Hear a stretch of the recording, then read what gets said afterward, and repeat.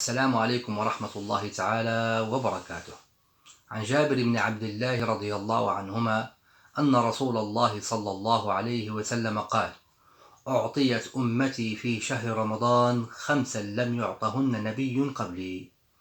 أما واحدة فإنه إذا كان أول ليلة من شهر رمضان نظر الله إليهم، ومن نظر الله إليه لم يعذبه أبدا.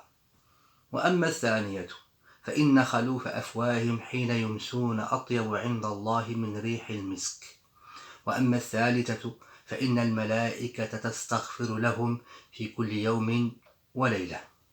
وأما الرابعة فإن الله عز وجل يأمر جنته فيقول لها: استعدي وتزيني لعبادي، أوشك أن يستريحوا من تعب الدنيا إلى داري وكرامتي.